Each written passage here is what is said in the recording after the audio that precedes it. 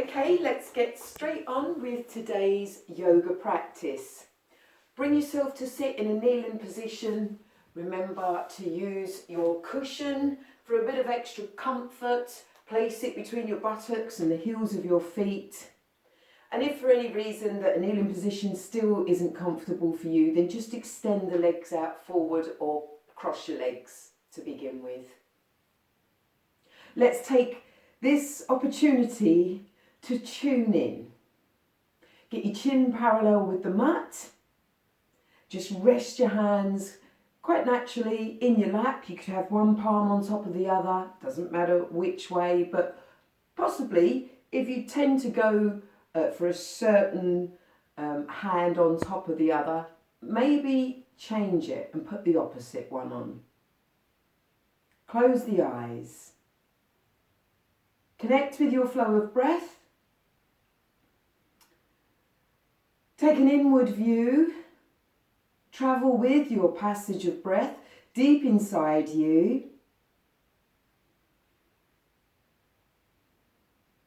Start to lengthen and deepen the breath, noticing that when you let go of the breath, when you exhale, you can experience a surrender. You actually feel the knots of tension unknotting.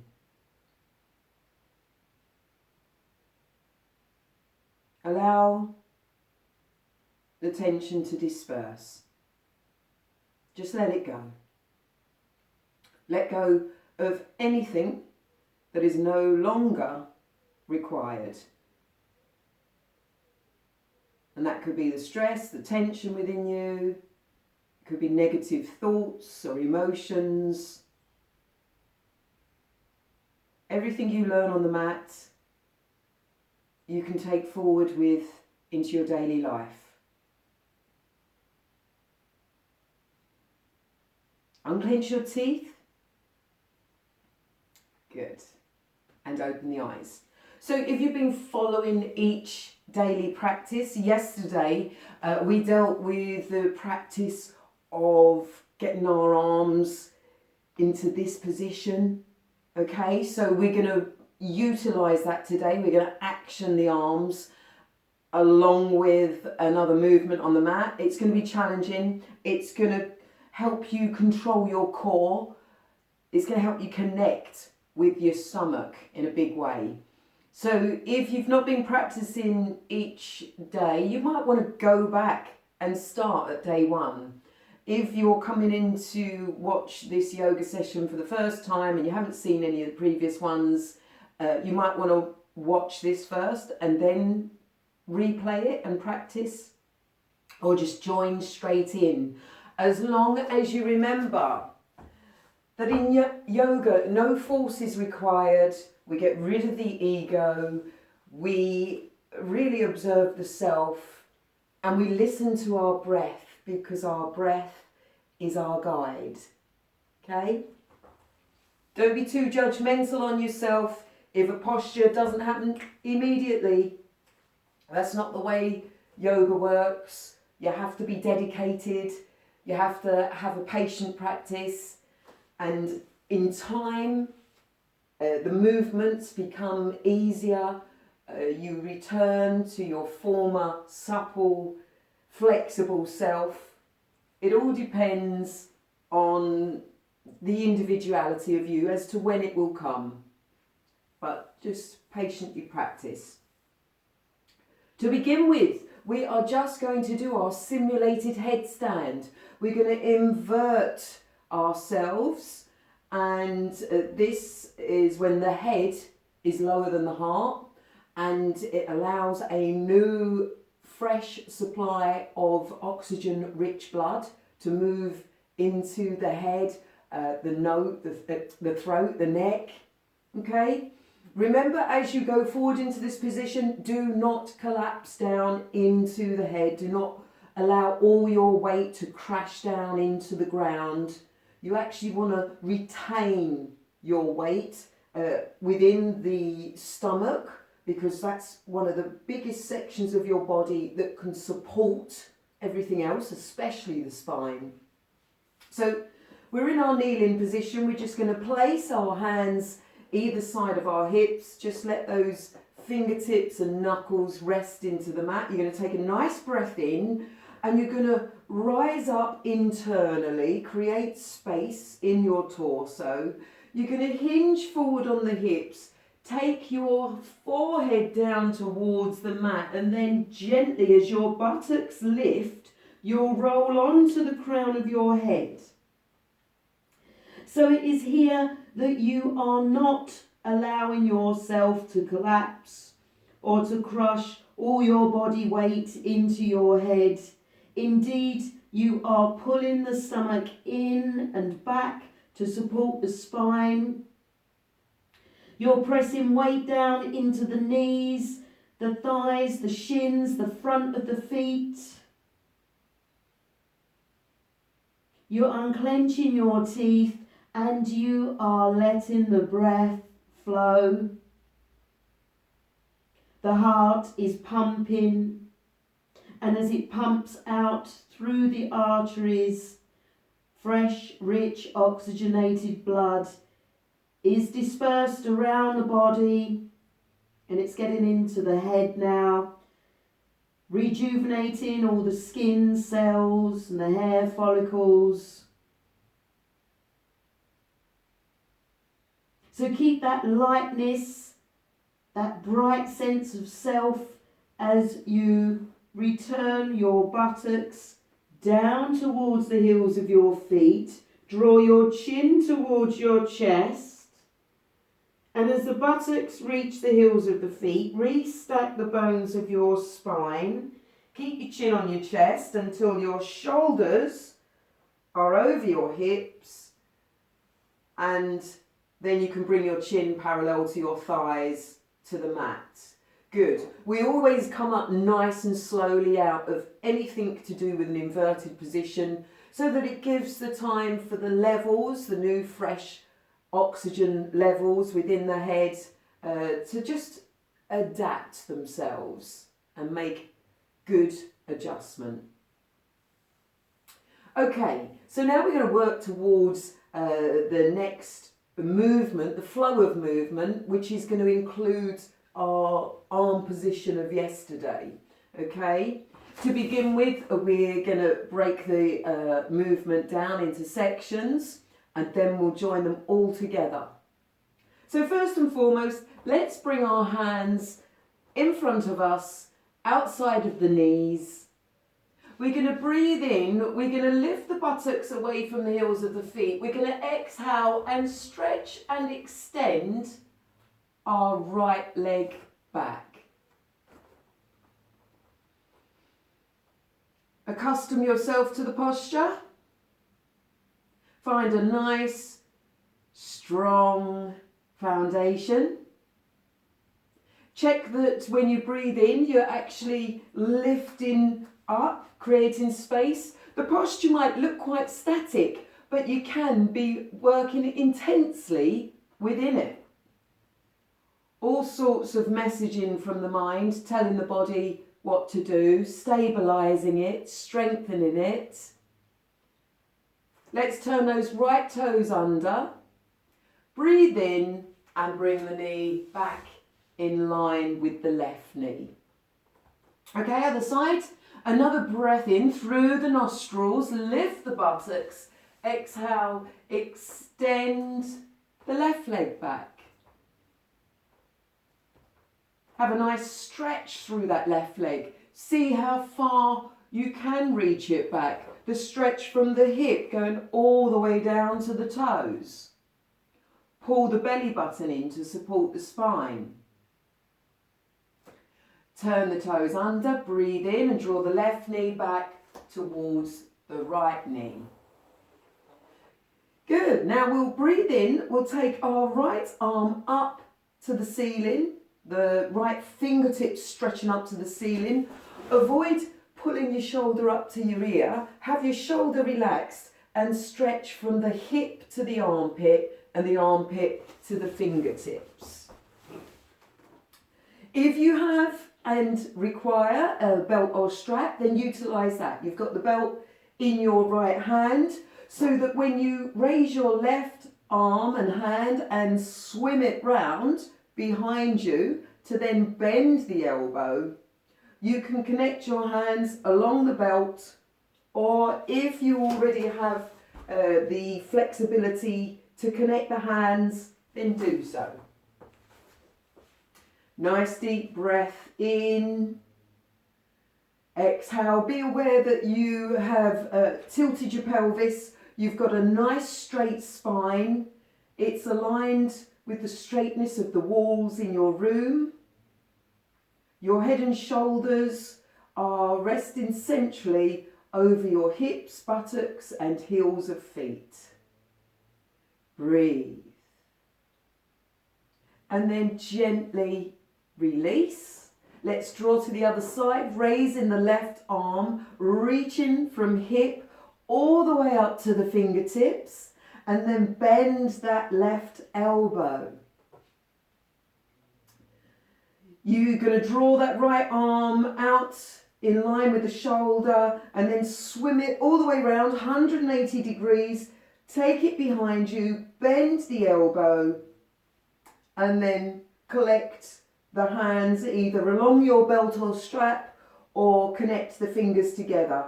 Again, be aware that you've not pushed your chest forward and your buttocks behind you. If so, you want to just lift those buttocks, tilt the pelvis, pull the tummy in, and then sit yourself back so you've got a nice straight spine. Unclench the teeth. Breathe.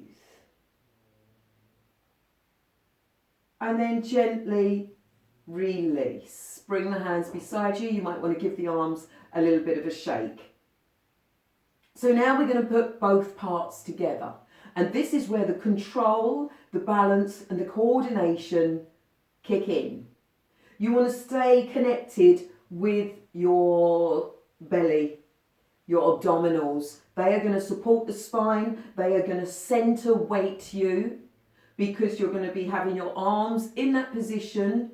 You're going to be taking the body forward as one leg extends back. Let's try it. Okay, so we're going to take the right arm up. We're going to bend at the elbow. If you choose to, you can bring that left hand over onto the fleshy part of the right arm just to give it a gentle nudge across. Keeping in mind that motto of let go of the ego. Sometimes the ego can be your worst enemy because it will push you beyond your limits. It will push you too far too soon. You want to just rein it back in, take your time and stay observant. Okay, so we are going to breathe in. We're going to lift our hips away from our femur bones. We're going to gently raise the buttocks away from the heels of the feet. We're going to stretch that right leg behind us as we draw the right elbow down towards the mat in front of the left knee. Unclench your teeth. Let the breath flow. Be aware that the exhalation will bring surrender. Unfurrow the brow. You'll then turn those right toes under. Breathe in, raise the right elbow up and draw the right knee in line with the left. Release those hands and you're back into your upright kneeling position. Let's go on the other side. Breathe in, raise the left arm up. Exhale, bend at the elbow.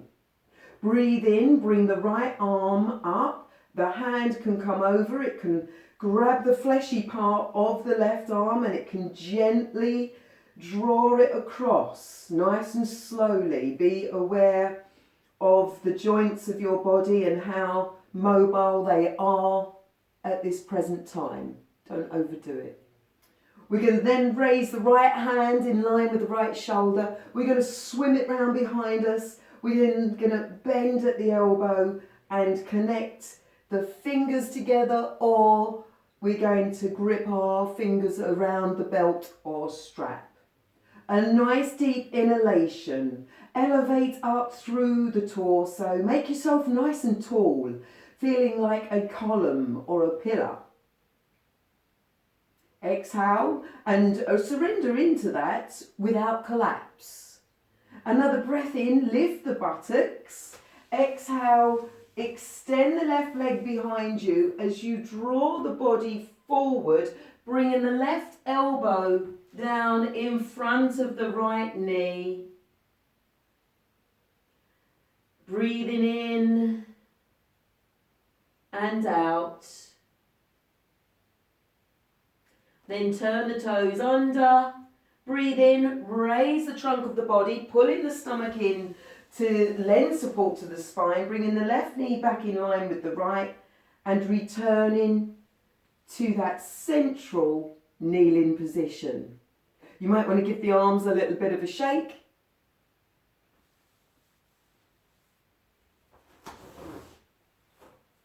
Now we're going to move into hero posture.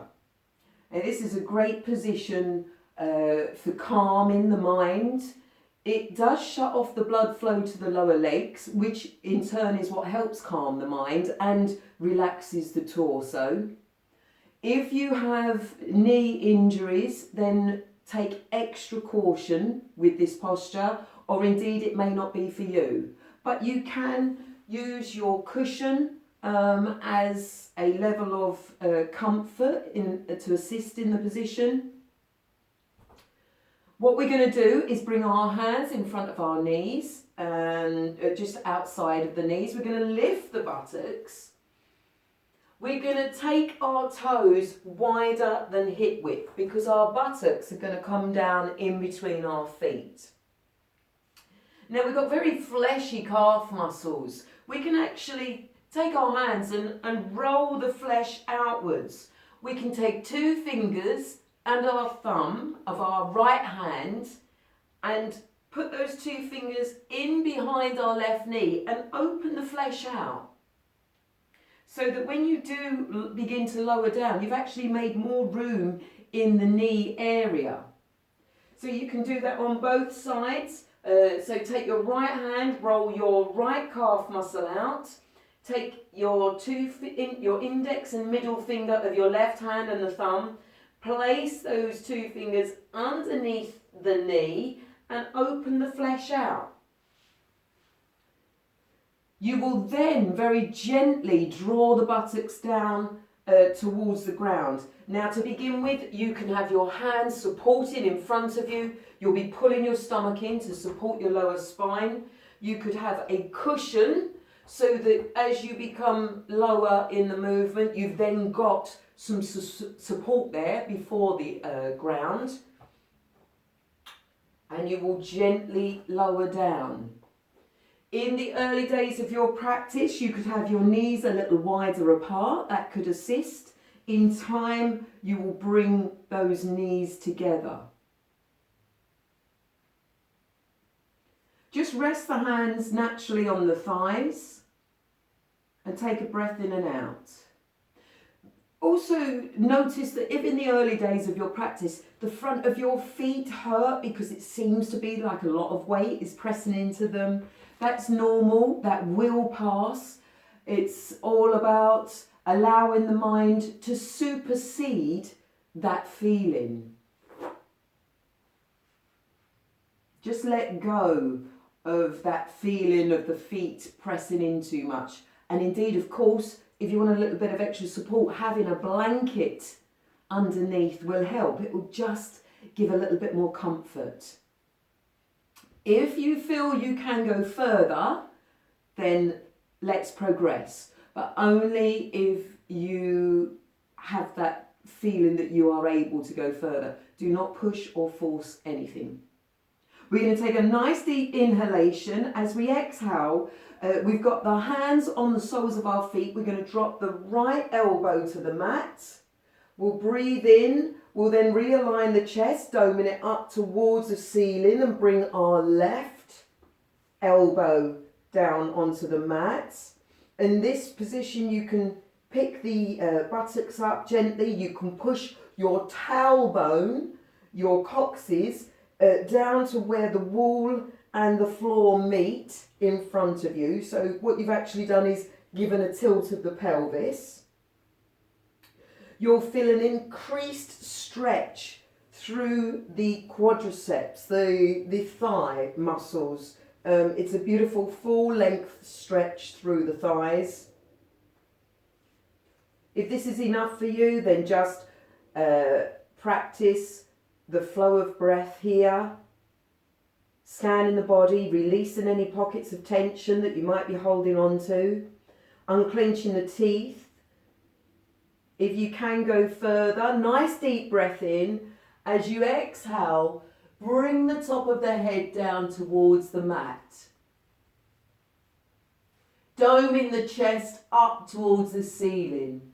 This position is very beneficial, especially if you suffer from any lung reduction or coughs or asthma, because in this position your chest is opening to its fullest, allowing the lungs increased space.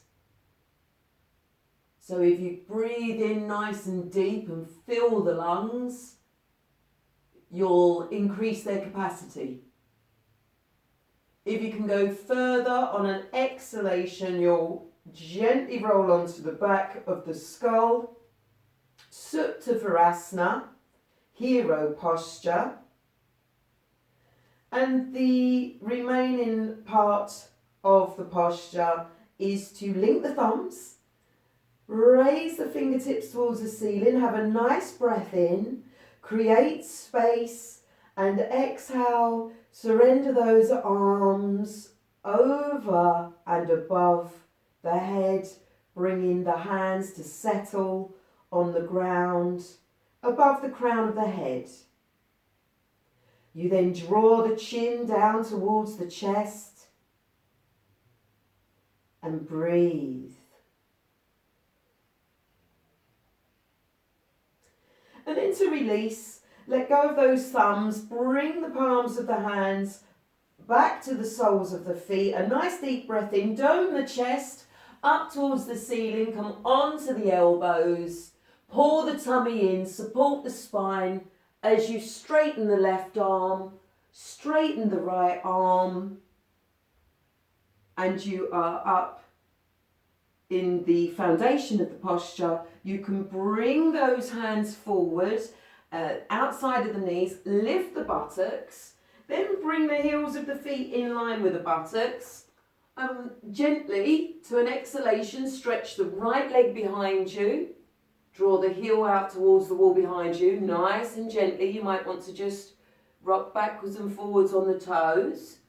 Bring the right knee in, extend the left leg as you exhale, just rolling backwards and forwards, releasing out through the leg.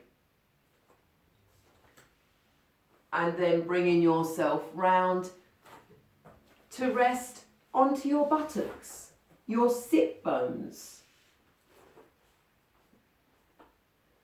Let's do Navasana, boat posture, keeping in the theme of strengthening our abdominals, making strong our core. If you have, or when you have, a strong core, it will then emanate out. It will reach the peripherals, your toes, your fingertips, and you will be strong from the centre and thus strong through your torso and your appendicular frame, your limbs, your legs and your arms. Let's have our knees bent, have our feet hip width apart, bring our arms and our forearms and hands underneath the backs of our legs, and then we're going to take a breath in and we're going to just rock back slightly to find the balance on our sit bones. Avoid slumping in the stomach and allowing the rib cage to drop into the stomach. You want to breathe in, create space, lift. You've got a nice straight spine. It's almost like a rod, and you're just pushing your chest forward towards your thighs. This will help counterbalance you. You've got your chin parallel with the mat, so be aware that you're not dropping your head back. If you drop the head back, the head is the heaviest part of your body. So by keeping that in good alignment over your central core, that will help the balance. If you drop it back too much, you're liable to rock back. Let's see if we can raise those toes to be level with the knees. Let's see if we can release the hands, palms facing the ceiling or palms facing the floor, whichever you find most comfortable. Keep the breath flowing. And then a nice deep inhalation. Exhale. See if you can bend and straighten alternate legs. Unclench your teeth and breathe. And then bring the hands round to grab the shins, allow the feet into the mat. Cross your arms over your shins and give yourself a hug. Hugging nice and close to the thighs. And then let's do that once more. Take the balance, extend the toes. See if you can take the toes up towards the ceiling, straighten your legs. Doesn't matter if you can't. If you feel that you need to continue practicing at this level, then that's great. Getting the chest forward, getting your chin parallel with the floor. It's all about the alignment. It's about physics, balance, weight ratio. Breathing, it's about breathing. And then draw yourself into that little ball again, crossing your hands over your shins and having a hug. Let's now take ourselves down into Savasana, corpse posture or pose of serenity. We're going to still use the stomach muscles, our core strength to get us there. Take your arms alongside your body, parallel with the mat. Nice deep inhalation. Now this time we can round the spine. We can push the fingertips to the wall in front of us. We can scoop the belly and tilt the pelvis. Drop the chin to the chest. And then one by one, connect each vertebra of the spine with the mat.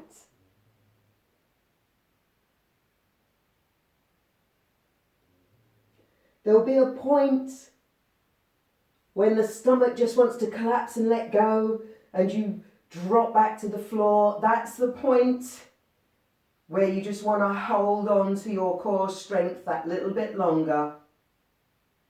And once your spine is connected with the mat, if you feel that there's still a gap at the base of the spine, you can bring those heels towards the buttocks, lift the buttocks, tilt the pelvis once again, and place that lower spine to make its beautiful connection with the earth beneath you. And then without disturbing the spine, you get the weight onto the heels of the feet and you stretch and straighten those legs away from you. Have the feet hip width apart, allow the toes to drop outwards. Let your arms roll away from the sides of your body. Your knuckles rest into the mat. The palms of the hands face the ceiling. Allow your fingers to curl naturally and let there be space between your fingers. You can feel the temperature of the air touching in the soft flesh in the palms of your hands. And you're aware of the difference of this temperature to that which touches on the soles of your feet. Gently draw your chin down towards your chest so that you may lengthen the upper neck and that you may rest centrally on the back of your skull. And now you tune in to the rise and fall of your chest, the flow in and the outflow of your breath. And you will notice as you watch the breath, it deepens and lengthens. And this is a good thing. For long, deep breaths help to soothe the nervous system and the parasympathetic nervous system. The heart rate drops. The weight of the body surrenders into the earth beneath you. And you are able to rest, pause in simple stillness. Savasana may look simple, but it is a challenging position. For in this pose, your aim is to be still, physically and mentally. If the mind begins to wander, bring it back to observe the breath.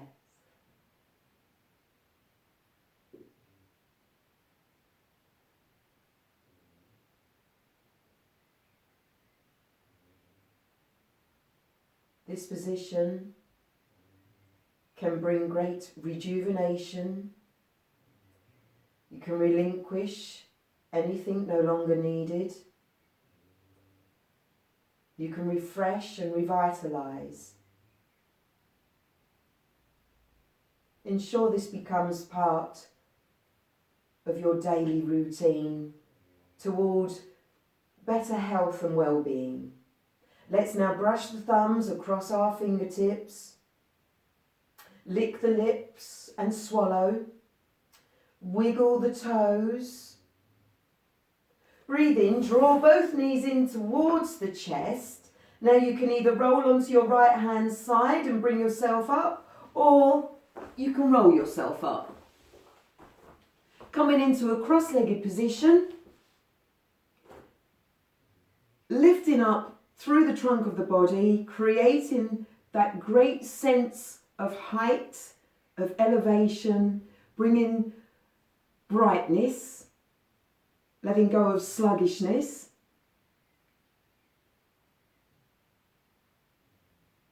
Finding new freedom. Enjoy the rest of your day. Give thanks for everything you have rather than what you do not have. And remember always, yoga is good for you.